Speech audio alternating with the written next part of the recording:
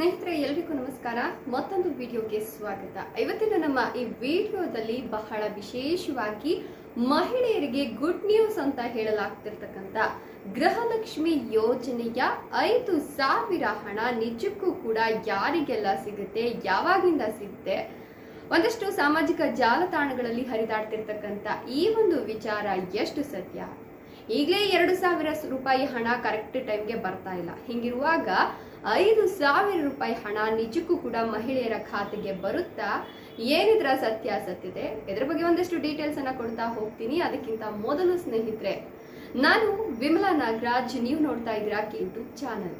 ಸ್ನೇಹಿತರೆ, ನಾನು ಕೊಡ್ತಕ್ಕಂಥ ಪ್ರತಿದಿನದ ಮಾಹಿತಿ ನಿಮಗೆ ಇಷ್ಟವಾಗ್ತಿದ್ರೆ ಈಗಲೇ ವಿಡಿಯೋ ಒಂದು ಲೈಕ್ ಕೊಟ್ಟು ಎಲ್ಲ ಕಡೆ ಶೇರ್ ಮಾಡಿ. ಹಾಗೆ ನಮ್ಮ ಚಾನಲ್ ಅನ್ನ ಸಬ್ಸ್ಕ್ರೈಬ್ ಮಾಡ್ಕೊಳ್ಳೋದನ್ನ ಮರಿಬೇಡಿ. ಹಾಗೆ ಎಂದಿನಂತೆ ನಿಮ್ಮ ಕಮೆಂಟ್ಸ್ ನಮಗೆ ತುಂಬಾ ಅತ್ಯಮೂಲ್ಯವಾದದ್ದು. ಹಾಗಾಗಿ ನಿಮ್ಮ ಅನಿಸಿಕೆ ಅಭಿಪ್ರಾಯಗಳನ್ನ ಕಮೆಂಟ್ ಬಾಕ್ಸ್ ನಲ್ಲಿ ಕಮೆಂಟ್ ಮಾಡೋದನ್ನ ಮರಿಬೇಡಿ. ಸ್ನೇಹಿತರೆ, ಹೌದು, ಇವತ್ತಿನ ವಿಚಾರ ಏನಪ್ಪಾ ಅಂತಂದ್ರೆ, ಈಗಾಗಲೇ ಕರ್ನಾಟಕದಲ್ಲಿ ಕಾಂಗ್ರೆಸ್ ಸರ್ಕಾರ ಅಧಿಕಾರಕ್ಕೆ ಬಂದ ನಂತರ ಗೃಹಲಕ್ಷ್ಮಿಯರಿಗೆ ಅಂತ ಹೇಳ್ಬಿಟ್ಟು ಪ್ರತಿ ತಿಂಗಳು ಕೂಡ 2,000 ಹಣವನ್ನ ನೀಡಲಾಗ್ತಿತ್ತು. ಆದ್ರೆ ಕೆಲವೊಂದು ಕಾರಣಾಂತರಗಳಿಂದ ಒಂದೊಂದು ಸಂದರ್ಭದಲ್ಲಿ 2,000 ಹಣವನ್ನ ಮಹಿಳೆಯರ ಖಾತೆಗೆ ಹಾಕ್ಲಿಕ್ಕೆ ಆಗಿಲ್ಲ.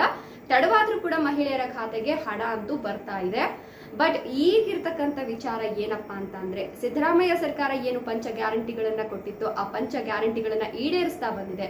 ಇದೇ ರೀತಿ ಇದೀಗ JDS ಅಧಿಕಾರಕ್ಕೆ ಬಂದ್ರೆ ಮಹಿಳೆಯರಿಗೆ 5,000 ರೂಪಾಯಿ ಗ್ಯಾರಂಟಿ ಆಗಿ ಕೊಡ್ತಾರೆ ಅಂತ ಹೇಳಲಾಗ್ತಾ ಇದೆ. ಹೌದು, ಈ ಒಂದು ವಿಚಾರವಾಗಿ ಈಗ ಪಕ್ಷಗಳ ನಡುವೆ ಒಂದು ತಿಕ್ಕಾಟ ಶುರುವಾಗಿದೆ ಅಂತ ಹೇಳಬಹುದು. ಯಾಕಪ್ಪ ಅಂತ ಹೇಳಿದ್ರೆ, ಕಾಂಗ್ರೆಸ್ನ ಶಾಸಕ ರಂಗನಾಥ್ ಅವರು ಹೇಳ್ತಾರೆ ವಿಧಾನಸಭೆಯ ಒಂದು ಚರ್ಚೆಯಲ್ಲಿ, ಇದೀಗ ಮತ್ತೆ ಪುನಃ 2028ರ ವಿಧಾನಸಭೆ ಎಲೆಕ್ಷನ್ ನಲ್ಲಿ ಕಾಂಗ್ರೆಸ್ ಸರ್ಕಾರ ಅಧಿಕಾರಕ್ಕೆ ಬಂತು, ಮತ್ತೆ ಸಿದ್ದರಾಮಯ್ಯ ಅವರು ಸಿಎಂ ಆದ್ರು ಅಂತ ಅಂದ್ರೆ ಈಗ ಕೊಡ್ತಿರ್ತಕ್ಕಂಥ ಗೃಹಲಕ್ಷ್ಮಿಯರ 2,000 ಹಣವನ್ನ 4,000ಕ್ಕೆ ಏರಿಕೆಯನ್ನ ಮಾಡ್ತೀವಿ ಅಂತ ಹೇಳ್ತಾರೆ. ರಂಗನಾಥ್ ಅವರ ಮಾತಿಗೆ ಇದೀಗ JDS ನ ಯುವ ಘಟಕದ ಅಧ್ಯಕ್ಷರಾಗಿರ್ತಕ್ಕಂಥ ನಿಖಿಲ್ ಕುಮಾರಸ್ವಾಮಿ ಕೂಡ ಟಾಂಗ್ ಅನ್ನ ಕೊಟ್ಟಿದ್ದು, ನೀವು 4,000 ಕೊಟ್ರೆ ನಾವು 5,000 ಕೊಡ್ತೀವಿ. ಕರ್ನಾಟಕ ವಿಧಾನಸಭಾ ಚುನಾವಣೆ 2028ರಲ್ಲಿ ಏನಾದ್ರೂ ಬಿಜೆಪಿ ಹಾಗೂ JDS ಸಮ್ಮಿಶ್ರ ಸರ್ಕಾರ ಅಧಿಕಾರಕ್ಕೆ ಬಂದು ಕುಮಾರಸ್ವಾಮಿಯವರು ಕರ್ನಾಟಕ ರಾಜ್ಯದ ಮುಖ್ಯಮಂತ್ರಿ ಆದ್ರು ಅಂತ ಹೇಳಿದ್ರೆ, ನಮ್ಮ ಕರ್ನಾಟಕ ರಾಜ್ಯದ ಪ್ರತಿಯೊಬ್ಬ ಮಹಿಳೆಗೂ ಕೂಡ ತಿಂಗಳಿಗೆ 5,000 ಹಣವನ್ನ ಅವರ ಖಾತೆಗೆ ಜಮೆ ಮಾಡ್ತೀವಿ ಅಂತ ಘಂಟಾಘೋಷವಾಗಿ ಹೇಳಿದ್ದಾರೆ. ಹೌದು, ವಿಧಾನಸಭಾ ಚುನಾವಣೆ ಹತ್ರ ಬರ್ತಿದೆ ಅನ್ನುತ್ತಿರುವಾಗ್ಲೇನೆ ಒಂದಷ್ಟು ರಾಜಕೀಯಗಳು ನಡೀತವೆ. ಅದರಲ್ಲೂ ಕೂಡ ಪಕ್ಷಗಳ ನಡುವೆ ಒಂದ್ ರೀತಿಯ ವಾಕ್ ಸಮರನೆ ಶುರು ಆಗ್ಬಿಡುತ್ತೆ. ಅದೇ ರೀತಿ ಸಿದ್ದರಾಮಯ್ಯ ಅವರು ಕೂಡ JDS ಪಕ್ಷದ ವಿರುದ್ಧ ಮಾತಾಡ್ತಾರೆ. ಆ ಒಂದು ವಿಚಾರವನ್ನ ಇಟ್ಕೊಂಡು ನಿಖಿಲ್ ಕುಮಾರಸ್ವಾಮಿ ಅವರು ತೀವ್ರವಾಗಿ ವಾಗ್ದಾಳಿಯನ್ನ ನಡೆಸ್ತಾರೆ. ಏನಪ್ಪಾ ಅಂತ ಹೇಳಿದ್ರೆ, ನೀವು ನಿಮ್ಮ ಮಾತೃ ಪಕ್ಷವನ್ನ ಮರೆತು ಹೋಗ್ಬಿಟ್ಟಿದ್ದೀರಾ ಅಂತ ಕಾಣಿಸುತ್ತೆ. ನಿಮ್ಮನ್ನ ಬೆಳೆಸಿದ್ದು ಯಾರು, ನಿಮ್ಮನ್ನ ಈ ಸ್ಥಾನಕ್ಕೆ ತಂದಿದ್ದು ಯಾರು? ಮಾತೃ ಪಕ್ಷದ ಬಗ್ಗೆ ಈ ರೀತಿ ಅವಹೇಳನಕಾರಿಯಾಗಿ ಮಾತನಾಡೋದು ಸರಿಯಲ್ಲ. ನಿಮ್ಗೆ ಒಂದು ಅಧಿಕಾರವನ್ನ ಕೊಟ್ಟಿದ್ದೆ ನಮ್ಮ ತಾತ ದೇವೇಗೌಡರು ಎಂತೆಂತ ದೊಡ್ಡ ರಾಜಕಾರಣಿಗಳನ್ನ ಬಿಟ್ಟು ನಿಮಗೆ ಅಧಿಕಾರವನ್ನ ಕೊಡ್ತಾರೆ.